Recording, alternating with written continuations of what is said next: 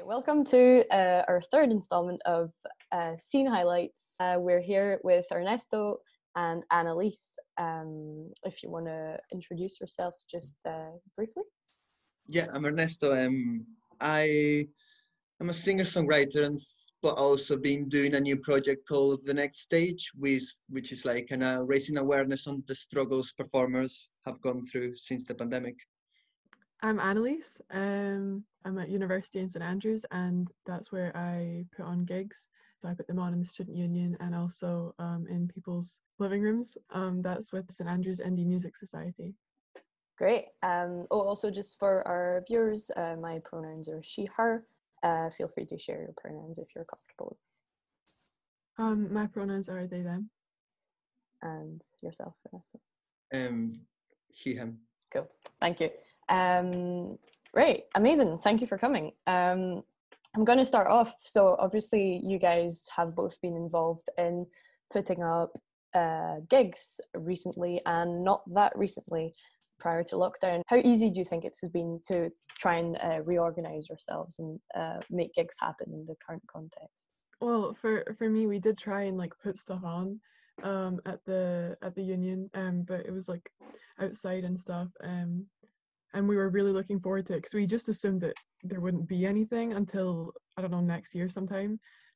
Yeah, I'd kind of given up hope on anything else this year. So we were really excited. We're like, great, there's going to be stuff outside. And then there was just loads of problems like with the union and stuff and their like organization of it. And I think it's been hard for places like that because there's not always the clearest information for them. And, you know, they're not necessarily fully equipped to be like doing all this stuff, and so I got cancelled like 2 days before. And I was like, we put in all the effort to like organize it and stuff, and like worked out, you know, how we could do it with the restrictions, but it didn't end up happening. And then after that, the lockdown got like, well, at least in St Andrews, it got like more intense. So we can't do anything. So it's been pretty hard, basically impossible. So Who did it get cancelled by? So it got cancelled by the union. They said they'd had contact with like a lawyer, and the lawyer had like reviewed, because the stuff isn't clear, it's like difficult for even like the uni to know what they're allowed to do and what they're not. And the lawyer was like, you could get in trouble with this. So they ended up, cancelling it last minute. Jeez. Yeah. What about you, Ernesto? It's been, we've had a similar situation. We were filming our interviews in a community called the North Kelvin Meadows. And like, it's the same thing. It's like, our main purpose is to film and to raise awareness on social media, but through filming, you can't help but be playing music outside. When you start playing music outside, people want to hear it. That's just what humans are like, because we have that need that's for our mental health.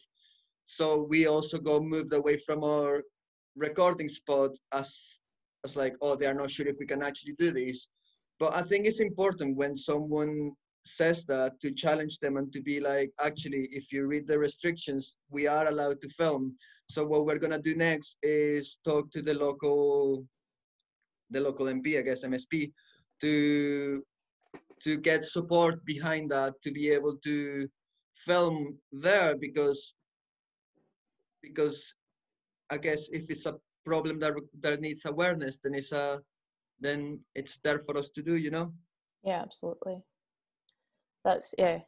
And I've been quite impressed actually by how the next stage has been going. We actually were talking about it in our last interview with the Glasgow managers, and Miranda was saying how it was amazing how a gig actually happened and that kind of thing. And I think it's been quite striking in people's minds, just this whole concept that gigs actually sort of still kind of happen.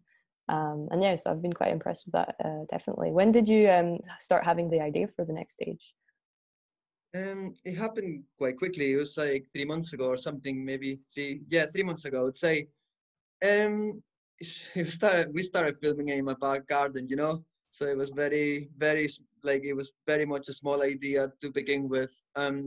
Especially the last sessions, it's kind of like, feels a bit bigger, and it feels like a more of a, like we got mentioned in Parliament Oh, by wow. John McAlpine, and it's just kind of like gives a bit more. It brings a bit more hope into it. It doesn't feel like, oh, we might get shut down for doing something that it's important for us anyway. You know? Definitely. Yeah, and there's been a bit of a documentary vibe to it also. It's not just filming gigs, isn't there? You've been interviewing No, artists. it's mostly based on the documentary vibe of raising awareness through film and through social media. Yeah. Very cool. Yeah, and Annaliese, how in relation, like you'd had a kind of good relationship with Glasgow bands anyway up to lockdown, because obviously you'd been bringing a lot of them up to St Andrews, and kind of having this sort of giving them also sometimes the first their first gig out of Glasgow for some, and that kind of thing. Yeah. How well, obviously that's been cut short, but how did you feel before lockdown happened? Where did you see that all going? Kind of what were your plans? Well, we were just really hoping to continue, because I only got into organizing at least the STEMS gigs. So those were the Indie Music Society gigs, and those were the ones in people's flats. Technically the ones in the union were separate, and they were part of Sounds of Sandy's, and they were funded by the union, but I also did them, so they're the same thing, just different venues. But yeah, for both of those, like because I'd only gotten into helping towards the end of last year, and it really took off into the start of this year, like that semester. So I wasn't doing it for that long, and I was really just had like high hopes for it, because like people were like loving it. There wasn't that much of a music scene here before. There was some jazz stuff that went on, but other than that there wasn't a lot. So we were just really excited, and we were going to continue to do what we were doing, and also maybe start doing stuff in, like, we're looking at other venues. So there's like this pub that has like a cellar in the bottom, and we planned a gig for that with Permo, who I love. They're so good. And yeah, that got cancelled and stuff. So that's where we were heading, is kind of continuing, and then just like looking to like expand where we could.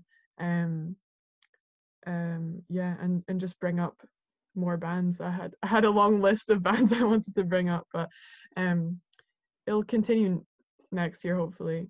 Yeah, definitely.